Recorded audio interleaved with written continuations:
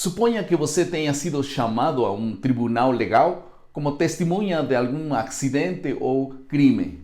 Suponha, além disso, que você não estava presente na cena e inventou uma história para ajudar a um amigo. Eles podem mandá-lo para a cadeia por mentir ao juiz. O juiz e o júri estão interessados apenas em testemunhas que experimentaram pessoalmente os fatos, os eventos. Eles querem testemunhas genuínas e não impostores. Agora, em relação à nossa testificação, a menos que tenhamos uma experiência real e pessoal com Jesus, nosso testemunho cairá em ouvidos surdos. Não podemos compartilhar um Cristo que não conhecemos. Sejam todos bem-vindos ao esboço da lição da Escola Sabatina.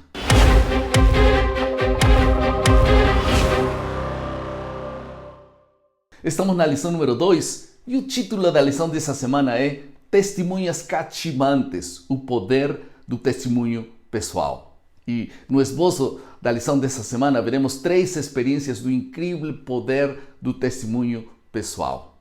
E o primeiro testemunho que nós vamos ver é a experiência de vida de um homem curado em Decápolis, um endemoniado que foi liberto. Vocês sabiam quem foi o primeiro missionário que Cristo enviou? Foi um homem que havia sido possuído pelo demônio, mas foi transformado pela graça de Jesus. E esse testemunho improvável teve um forte impacto em Decápolis, as 10 aldeias na costa leste do Mar da Galileia. Após sua libertação, a Bíblia diz que eles o encontraram assentado, vestido e em perfeito juízo. Marcos capítulo 5, verso 15. Seu único desejo agora era seguir a Jesus. Ele desejava de todo o seu coração se tornar um dos discípulos de Jesus. E no verso 18 do livro de Marcos, capítulo 5, o Evangelho registra que ele implorou e ele rogou a Jesus para permitir que ele entrasse no barco e viajasse com eles.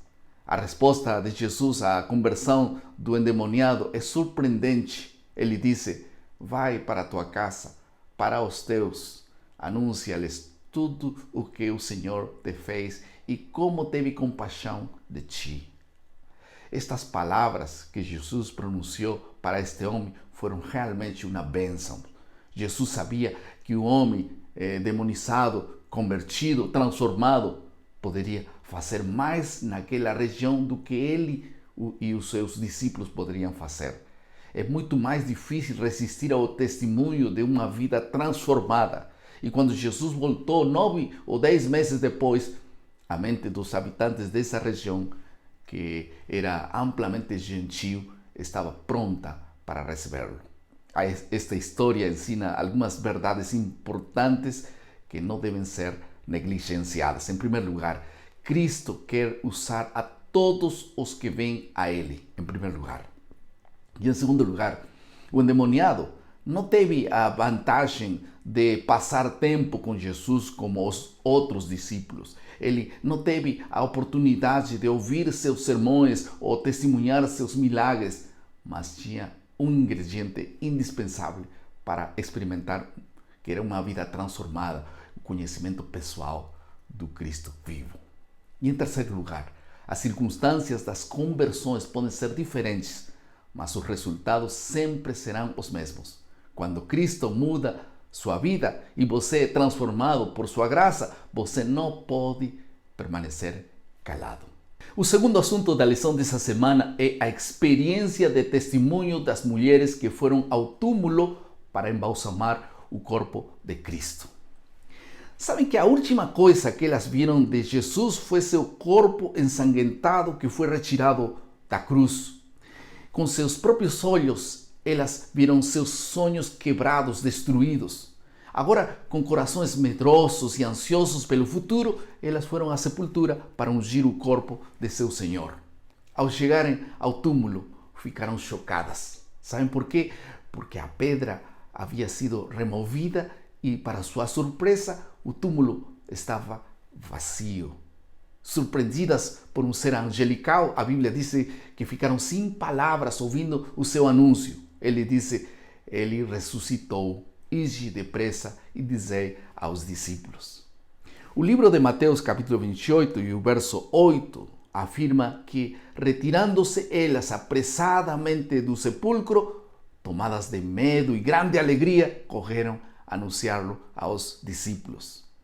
Nós aprendemos algumas lições dessa experiência. Em primeiro lugar, as boas novas devem ser compartilhadas sempre. Corações cheios da graça de Deus e encantados por seu amor não podem permanecer calados.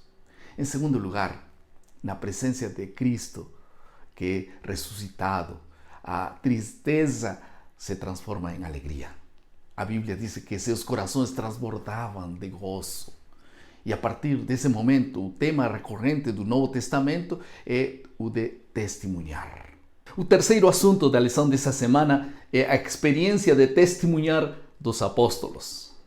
Pedro, João e outros crentes do Novo Testamento falaram com convicção a partir de seus corações convertidos. O livro de Atos, capítulo 4, verso 20, diz: pois nós não podemos deixar de falar das coisas que vimos e ouvimos.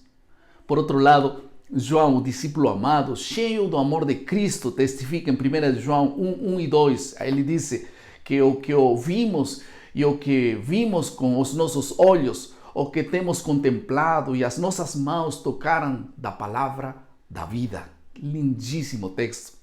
Também o apóstolo Paulo nos adverte a olhar para Jesus, o autor e consumador da nossa fé. A pergunta é: o que vemos quando olhamos para Jesus? Vemos o Jesus que nos redimiu, Ele perdoou os nossos pecados, Ele removeu a culpa de nós. Nele nós podemos ter paz, liberdade e esperança. Amém. Algumas aplicações ao final de nosso esboço. O encontro pessoal com Cristo é aquele que nos transforma de espectadores passivos em testemunhas ativas. Amém por isso. O amor que flui da cruz, do Calvário, transborda em nossos corações para os outros. Sua santa influência será percebida por todos aqueles com quem nós interagimos. Existe alguém na sua esfera de influência que Ele pode alcançar através de você? Sim ou não? As portas se abrirão miraculosamente. Eu quero te desafiar, eu quero te dar um desafio. O que você acha de, nesse momento, pedirmos a Deus que traga alguém para a sua vida com quem você possa compartilhar o amor de Deus? Podemos orar por isso? Oremos. Querido Pai, muito obrigado por Tua palavra. Por favor, Senhor, traga a nosso lado pessoas para que nós possamos partilhar Teu amor. Aliás, possamos ir ao encontro dessas pessoas e poder levar o amor de Deus, em nome de Jesus. Amém. Muito obrigado por este momento especial que passamos juntos. Lembre nosso lema: maná, cada dia, cada manhã é alimento para a vida. Que Deus te abençoe.